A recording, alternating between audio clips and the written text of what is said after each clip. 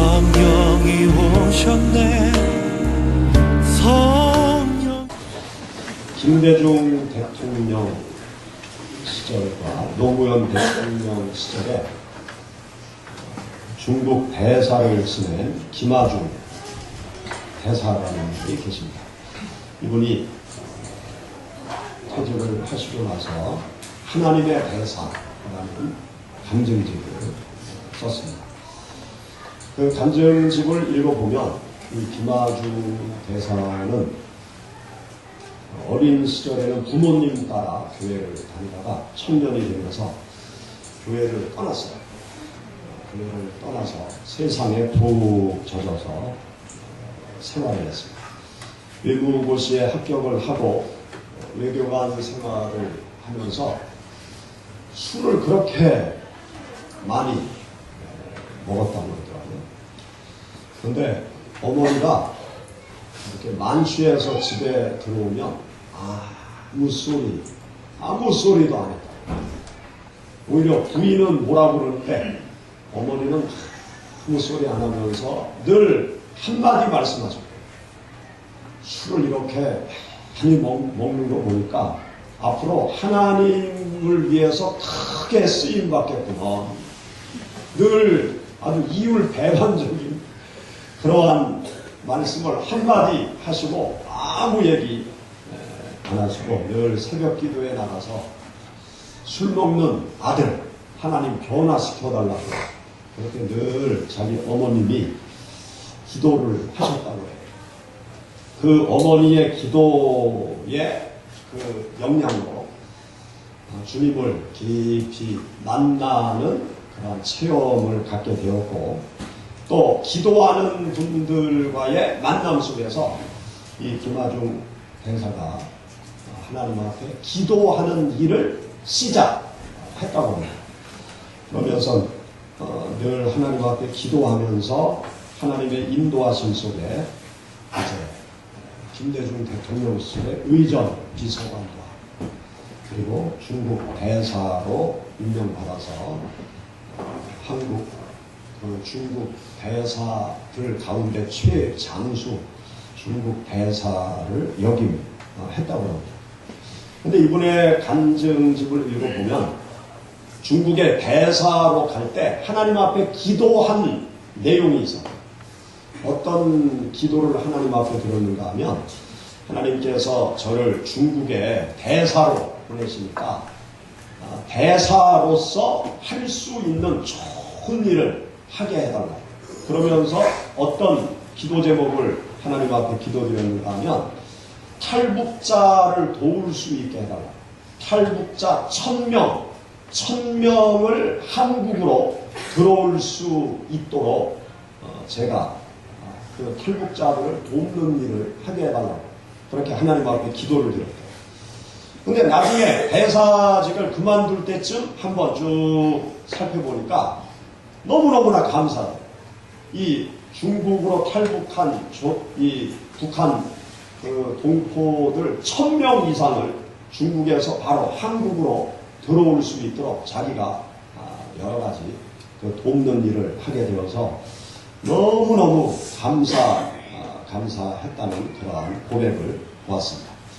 그리고 또 중국에서 대사로 있으면서 선교사님들을 보이지 않게 많이 돕는 일을 했더라고요.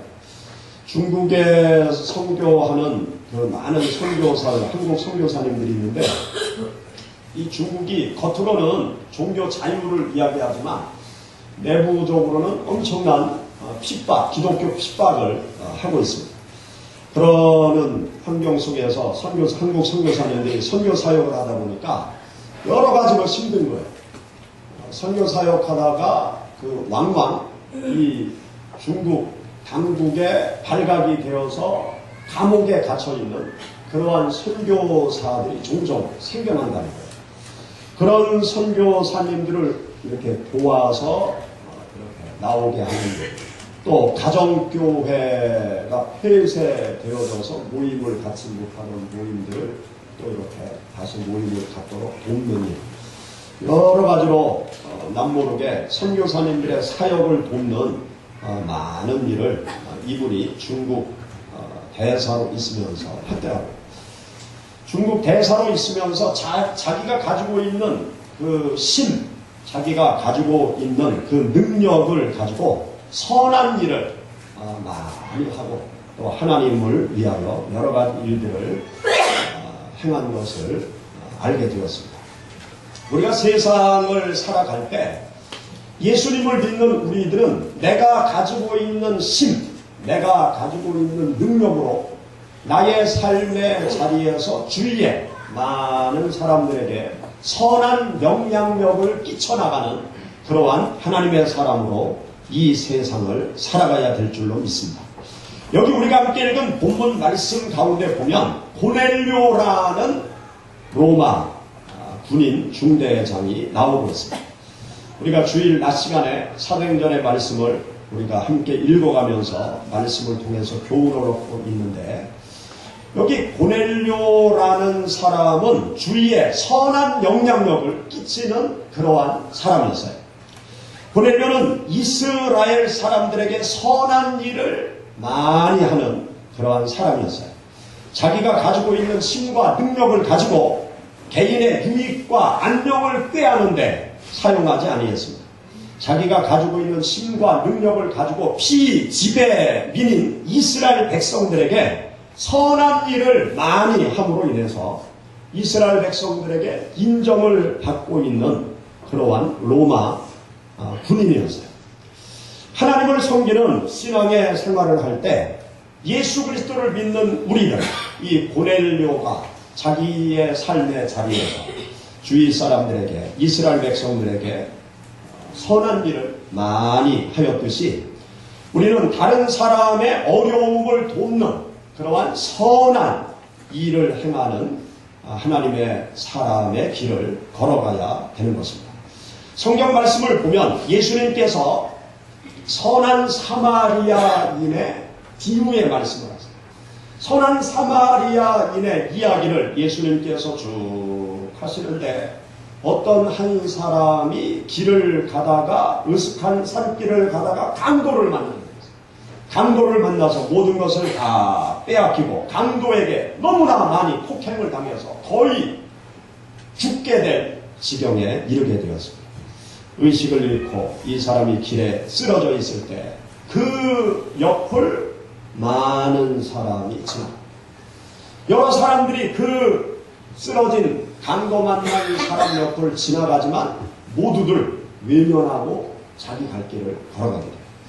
그런데 사마리아 사람인 한 사람이 장사를 하러 이제 그 길을 지나가다가 쓰러져 있는 사람을 발견합니다. 그 사람을 발견하자마자 얼른 다가가서 흔들면서 죽었는지 살았는지 그 사람을 확인을 하죠.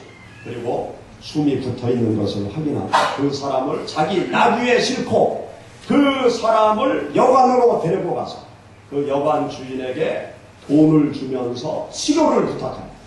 이 사람을 잘 치료해달라. 돈이 더 들어가면 내가 장사하고 돌아오는 길에 내가 돈을 더 드릴 테니까 이 사람을 잘 치료해 주십시오. 그러면서 이 사람이 장사를 하러 떠나게 되었다. 그 이야기를 예수님께서 하시는 거예요.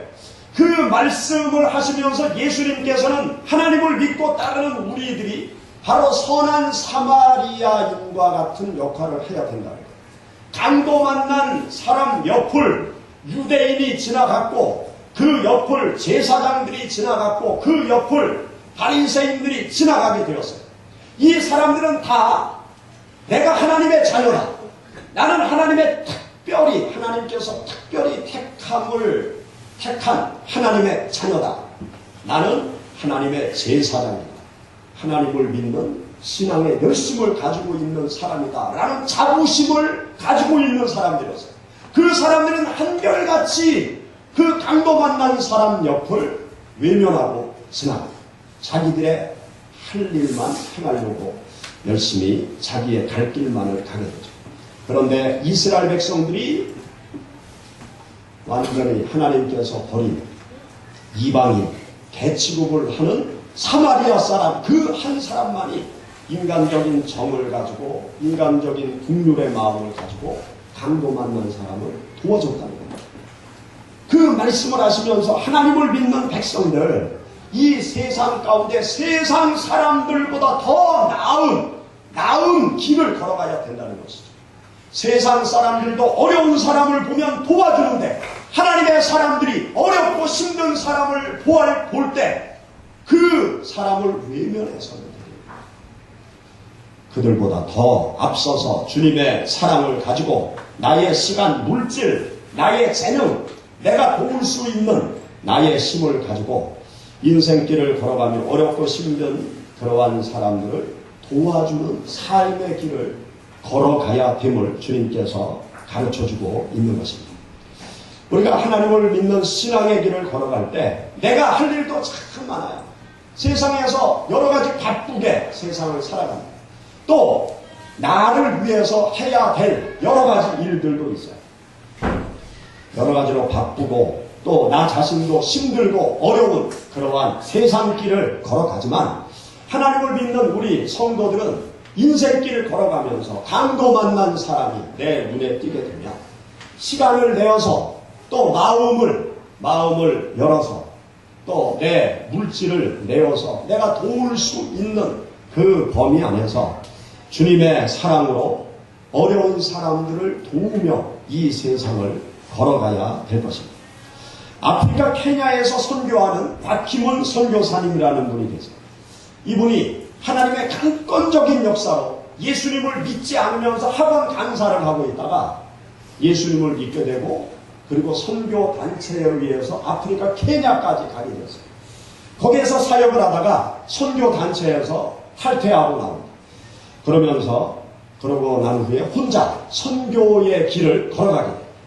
그런데 이 박희문 선교사님에게 보인 사람들이 있었는데 그 사람들이 누군가 하면 쓰레기 마을 사람들, 쓰레기 마을에서 생활하고 있는 어린 아이들이 이 선교사의 눈 속에 그들이 너무나 불쌍한 거예요. 왜냐하면 그 부모들은 쓰레기 마을에 쓰레기 더미 속으로 들어가서 먹을 것을 찾고 거기에서 돈이 될 만한 것을 찾아서 그것을 갖다 팔아가지고 영명하고 있는 그러한 사람들이었어요.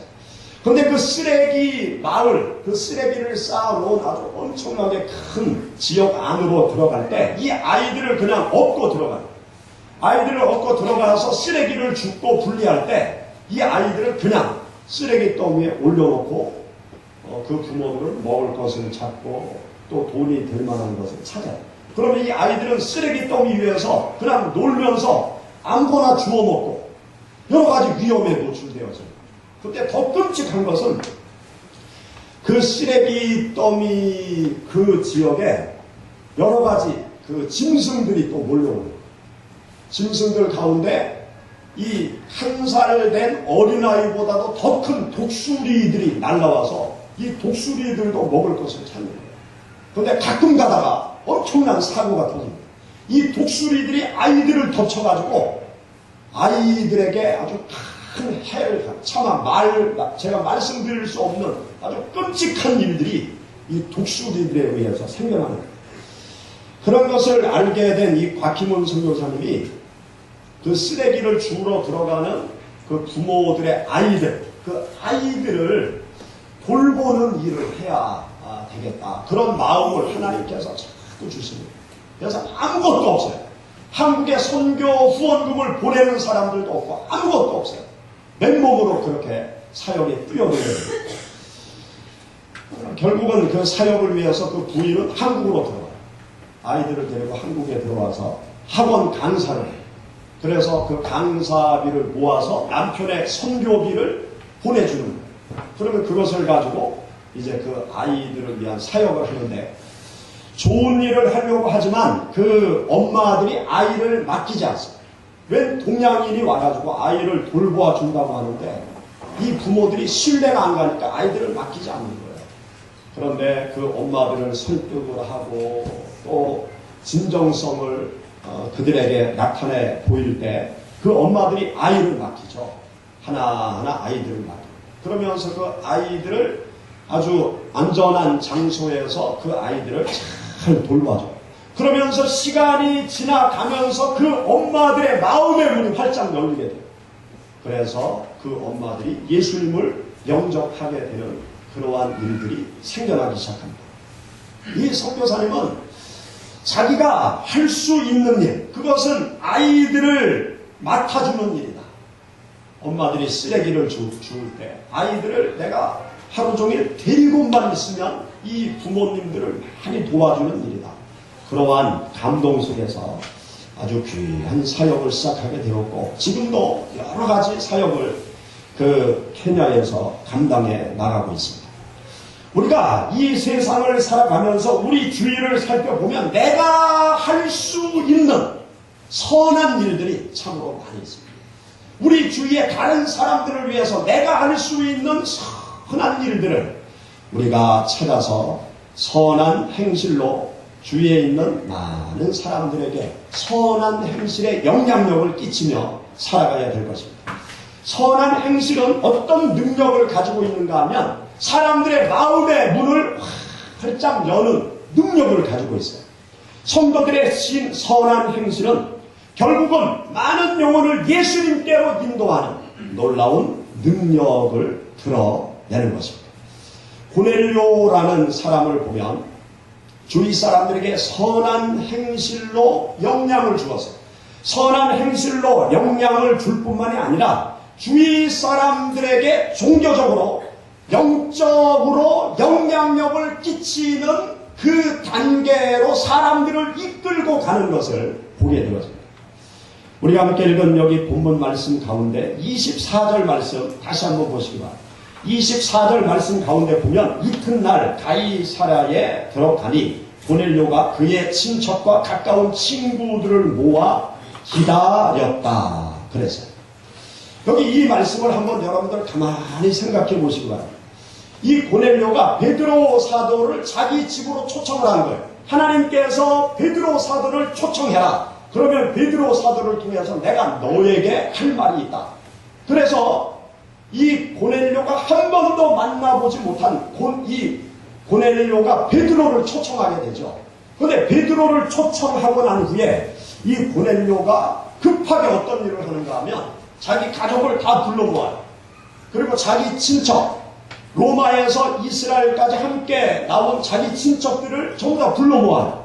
그리고 자기 친구, 군인 장교들을 전부 다 불러 모읍니다. 전부 다 불러 모아놓고 베드로를 기다리고 있는 거예요. 그런데 여기 말씀에서 여러 사람들을 불러 모았다고 했어요. 그런데 이 고넬료가 친구들을 불러 모을 때 친구들이 왔단 말이죠. 친구들이 왔어요. 그들이 물어봤을 거예요. 야, 왜 오라고 그러느냐? 뭐 밥 주려고 그러느냐? 왜 오라고 그러느냐? 물어봤을 거예요. 그러면 이 고넬료가 얘기했겠죠. 예수님의 제자인 베드로라는 사람이 있는데 베드로 사도를 내가 초청했다. 그 베드로 사도의 말을 한번 너희들도 들어봤으면 좋겠다. 그렇게 설명을 하면서 그 친구들을 초청했을 터이고 친척들을 초청했을 터이고 또 가족들한테도 얘기하면서 어디 가지 말고 집에 꼭 있어야 된다. 그렇게 얘기를 했단 말이죠. 그런데 생각해 보세요. 친구들을 부를 때, 내가 아는 사람을 부를 때 부른다고 다 옵니까? 가깝다고 다 와요? 친척들이 내가 부른다고 다 옵니까? 또 설교 말씀 들으라고 친척들을 부르면 친척들이 여러분들의 얘기를 듣고 다 몰려오겠어요? 또 가족들에게 예배를 드릴 테니까 자녀들에게 몇 시에 집으로 와라. 그렇게 말을 해서 자녀들이 총알같이 쉽게 키워오겠습니까? 이게 쉬운 일이 아니에요. 여기 말씀은 한 구절로 딱 이렇게 요약되어 있지만 사람들을 불러 모은다는 것은요, 이게 결코 쉬운 일이 아니에요. 사람들을 불러 모았다는 사실은 무엇을 말해주고 있는가 하면 평소에 이 고넬료가요, 가족들에게 또 친척들에게 또 친구들에게 그들을 부를 때 달려올 수 있는 관계를 맺었다는 거예요. 관계를 맺고 있었어요. 신뢰의 관계. 그리고 이 고넬료를 좋아하는 그 친구들이 고넬료를 다 좋아하도록 만드는 그런 관계를 계속 이루어왔다는 거예요. 그래서 고넬료가 무슨 말을 하면 콩을 가지고 팥이라고 얘기해도 다 믿을 수 있는 그런 관계가 이미 만들어졌다는 거죠. 평소에 선한 행실을 통해서 또 신뢰 있는 행동을 통해서 믿을 만한 행동을 통해서 이 좋은 관계를 다 맺고 있었다는 것입니다. 그런데 여기 고넬료라는 사람이 훌륭한 것은 무엇인가 하면 이 친밀한 인간 관계를 맺어놓은 그것을 근거로 이들을 영적인 세계로 이끌어가고 있다는 사실. 그냥 인간적으로 가까워진 그 상태로 친구들에게 좋은 친구로만 남아있는 것이 아니고 친척들에게 좋은 사람으로 그렇게 기억되는 사람으로만 남아있는 것이 아니고요. 인간적인 좋은 관계를 통해서 이 사람들을 영적인 세계로 예수 그리스도께로 이끌어가는 영향력을 행사하고 있다는 사실이 정말로 이 고넬료가 훌륭한 사람이라는 것을 알 수 있습니다. 여기 47절, 48절의 말씀을 한번 같이 보시기 바랍니다. 47절, 48절. 이에 베드로가 이르되 이 사람들이 우리와 같이 성령을 받았으니 누가 능히 물로 침례 베품을 금하리요 하고 영하여 예수 그리스도의 이름으로 침례를 베풀라 하니라. 그들이 베드로에게 며칠을 더 머물기를 청하니라. 11장 1절. 유대에 있는 사도들과 형제들이 이방인들도 하나님의 말씀을 받았다 함을 들었더니. 아멘. 여기 보면 가족들 또 친척들 또 친구들 이들 모두가요 침례까지 다 받게 됐어요. 예수님을 믿고 구원의 확신을 가지고 구원의 신앙 고백을 한 후에 침례까지 다 받고 성령의 은사를 체험하는 하나님의 살아계심을 깊이 체험하는 그러한 단계까지 나아가게 되었습니다. 고넬료를 통해서 가족이 구원받고 친척들이 구원받고 또 친구들이 구원을 받는 놀라운 일들이 생겨나게 된 것이죠. 고넬료 한 사람의 영향력이 얼마나 선한 열매를 가지고 왔는가 그것을 여기에서 알 수 있습니다. 우리가 이 세상을 살아가면서 예수 그리스도를 믿는 우리들은요 세상 사람들과의 좋은 관계 속에서 그들을 궁극적으로 예수 그리스도께로 인도하는 일을 해야 될 것입니다. 우리 가정 모두에게 내가 영향력을 끼쳐서 예수 그리스도를 믿게 해야 될 것입니다. 친구들과의 좋은 관계 속에서 내가 영향력을 끼쳐서 그들을 예수님께로 인도해야 될 것입니다. 또 친척들과의 좋은 관계 속에서 그들을 예수님께로 인도하는 하나님의 사람들이 되어져야 할 것입니다. 그렇게 할 때 여러분들의 삶을 통해서 하나님께서 영광 받으실 것입니다. 지난 목요일 서울에 제가 문상을 다녀왔어요. 우리 교회에서 후원하는 그 독일의 안창국 선교사님 아버님이 소천하셔서 문상을 다녀왔는데 이제 서울에 가기 위해서 택시를 타고 대전역에 갔어요. 근데 목요일 날이 갑자기 날씨가 아주 쌀쌀해졌잖아요. 날씨가 아주 쌀쌀한 날씨가 되었어요. 서울에 가니까 막 또 비도 막 오더라고요. 그래서 날씨가 쌀쌀해져가지고 이제 대전역까지 가면서 이분에게 짧은 시간이지만 전도를 해야 되겠다. 그래서 제가 날씨를 소재로 얘기를 꺼냈어요. 참 날씨가 변덕스러운 것 같다고. 그러면서 사람이 마음대로 할 수 없는 게 있는데 이 날씨 같은 거 사람 마음대로 참 하기가 힘든 것 같다고. 그리고 사람이 태어나고 죽는 거 이거 너무나 중요한 건데 또 사람 마음대로 할 수 없는 것 같다. 또 자식 다 훌륭하게 키우려고 하는데 그것도 참 마음대로 안 되는 것 같다. 그랬더니 그분이 이제 옆에서 맞아. 자식 잘 되기를 바라는데 참 그 자식 마음대로 부모 마음대로 안 되는 것 같다. 이제 그렇게 쭉 이야기하면서 우리 사람 마음대로 안 되는 게 참 많은 것 같다고. 이 세상에서 보면 중요한 것들은 사람 마음대로 할 수 있는 게 하나도 없다. 그리고 중요한 것은 사람 마음대로 하게 하면 안 되기 때문에 다 하나님께서 쥐고 계신다. 공기, 물, 햇빛 이것은 살아가는데 없어서는 아니 될 너무나 중요한 거기 때문에 하나님께서 사람 마음대로 할 수 없도록 하나님께서 꽉 붙잡고 계신다. 그렇게 하면서 제가 이제 전도를 이제 하려고 계속 이야기를 하는데 이분이 하나님께서 꽉 쥐고 있다. 그 얘기 하자마자 아멘! 그러는 거예요. 아유, 예수님 믿으세요? 그랬더니 우리 집 다 교회 다닙니다. 저는 지금 잠깐 쉬고 있습니다. 그러더라고요. 그러면서 이제 그분이 이제 대전역 도착할 때까지 간증을 하는 거예요. 간증을 하는데 집이 원래 군산이에요. 군산인데 너무나 집안이 힘들고 어려워서 군산에서 대전으로 와가지고 택시 운전을 계속 하고 있다고. 그러면서 자기 집안을 어떻게 표현하는가 하면 꺼져가는 등불과 같은 집안이 우리 집안이었대요. 자기가 사형제 중에 막내인데 위에 있는 형들이 전부 다 세상을 일찍 떠났다는 거예요. 그리고 자기 혼자 남았다는 거예요. 너무너무나 집안이 힘들어서 이제 군산에서 살다가 대전으로 가서 택시 운전을 하고 있는데 결혼을 했는데 예수님 믿는 아내가 들어왔다. 그러면서 이제 아내 자랑을 하고 예수님 믿는 아내가 들어와서 꺼져가는 등불과 같은 우리 집안을 다시 일으켜 세웠다고 자기 아내가 그런 얘기를 하는 거예요.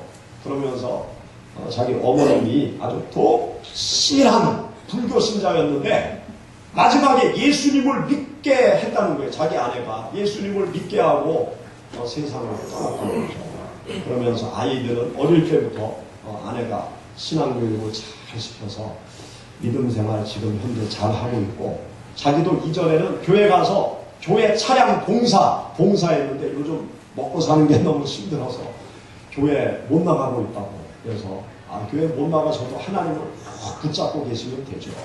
시간 날 때 교회 꼭 가시라고 그렇게 대화를 나눴습니다.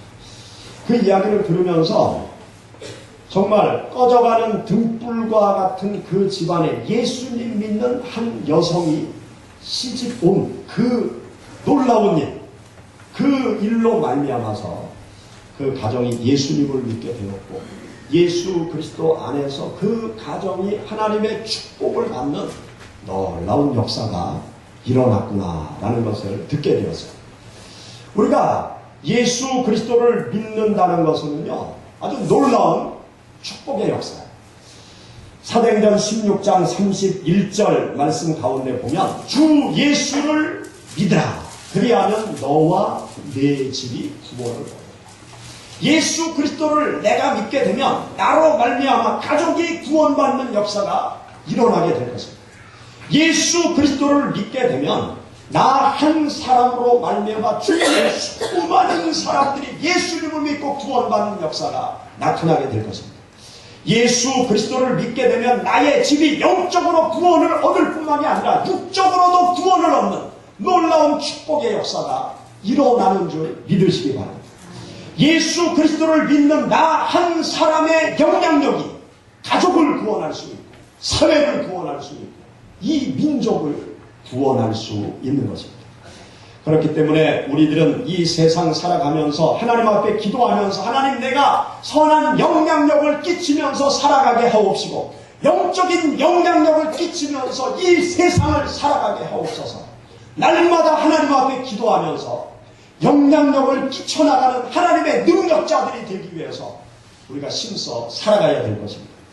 히브리서 11장 말씀 가운데 보면 세상을 감당치 못하는 사람과 세상이 감당할 수 없는 사람이 있음을 우리들에게 가르쳐주고 있습니다.